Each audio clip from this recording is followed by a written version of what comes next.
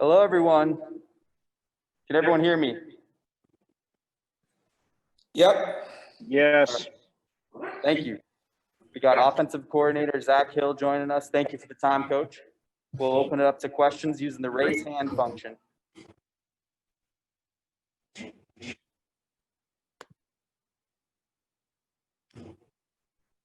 First question is for Adam.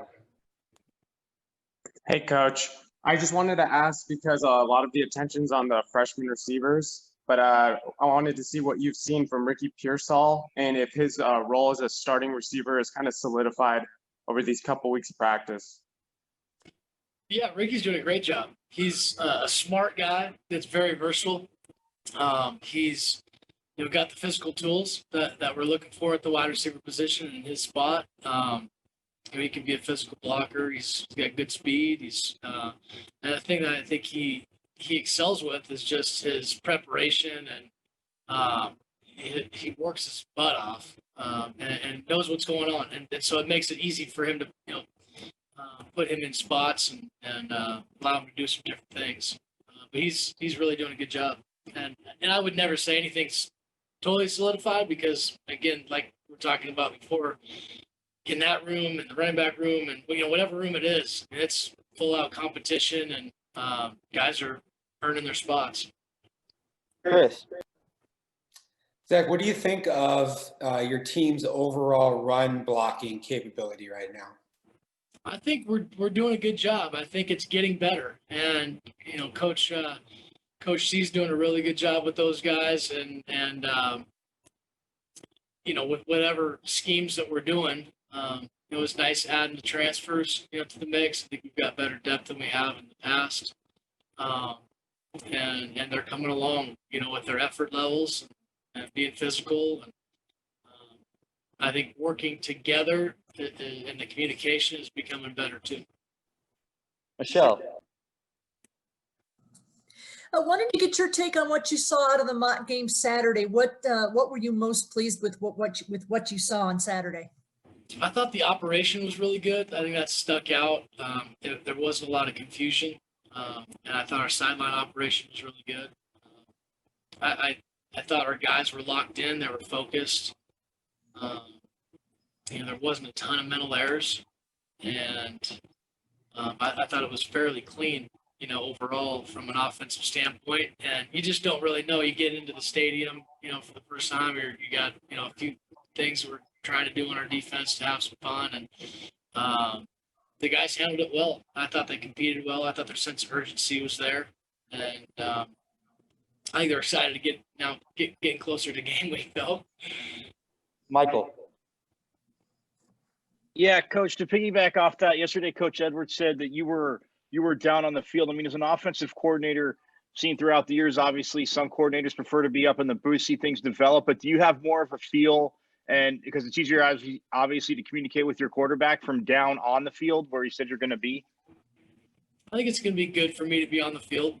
And if I ever needed to go in the box, I could do that. But I think it's going to be a good opportunity for me to, connect with Jaden in the offense, and just being in the sideline huddle, and just kind of, being a resource for all those guys down there. I think it'll be fun kind of being in the mix a little bit.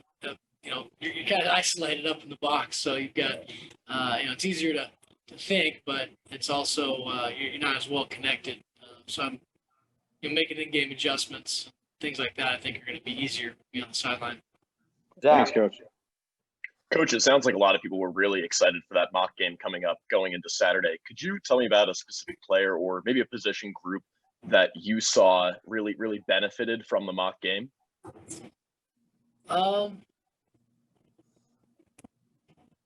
I thought all of them really. I don't think there was a particular position that really stood out, or I felt like needed a great game or anything like that. I thought the wide receivers did a good job. I thought the perimeter blocking was pretty good.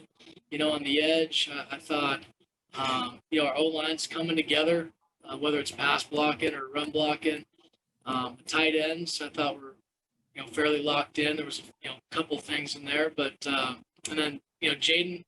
He did a really good job with his balance and was accurate, was on point. And Trenton did a good job too, at the quarterback position. So I would just say, from an overall group standpoint, I thought all those positions really played pretty well. Christopher. Hey, Coach, Chris Fairnorth from the State Press. Staying on the topic of that mock game, yesterday Herm said that Coach Edwards said that it was essential to try and replicate what the communication between the coaches will look like during the game, especially because of all the new additions to the staff. From your perspective, how do you think the communications aspect between the coaching staff looked in that first game? I thought it was good. It was a good first run through. We've got some new guys and trying to figure out who's in the box and who's down and whose eyes are where, and trying to get good information, in between series.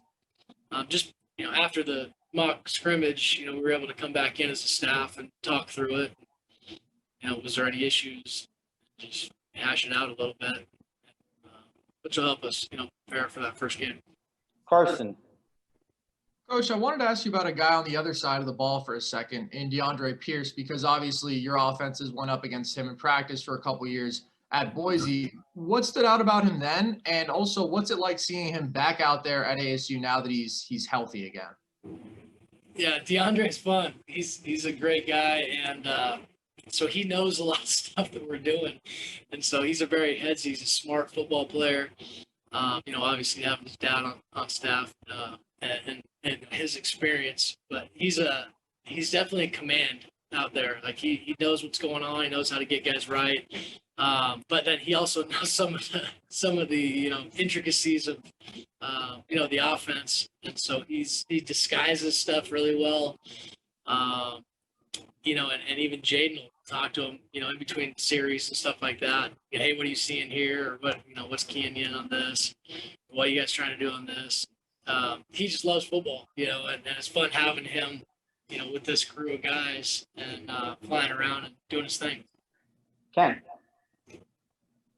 Yeah, over the years, I've heard offensive coaches, coordinators, and coaches say after that first game, I tried to do too much. The game plan, I had all this time to prepare, and there was too much. Have you had to battle that before in your career, and how do you prevent that leading up to a first game?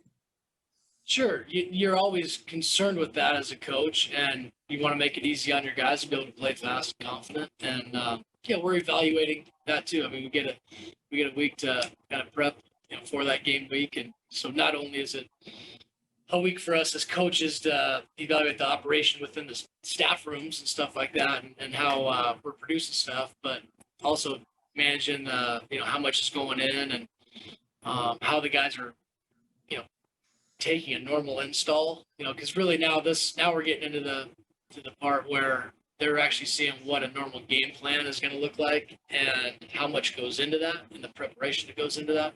And so it's a little bit of an eye opener, which we wanted, and then we were able to pair back and feel good with what we're doing. And but yeah, as a coach, you're always trying to manage how much you're putting in and what's overload. 2 more questions for Coach. Ho. Hi, Zach. Concerning the chess match that always goes into a game plan, do you think that this is even maybe at a higher level because you're facing a defense that USC did not show last year, and vice versa? USC is not going to see an offense that they did not see last year. Is it really more of a challenge than people think people think it really is? I mean, you could just look at the Texas film from last year, and they could look at the Boise State film and really figure out things ahead of game day. Game one's always a challenge. Doesn't matter who you're facing, if they got new stuff, if they got new coordinators, all that stuff.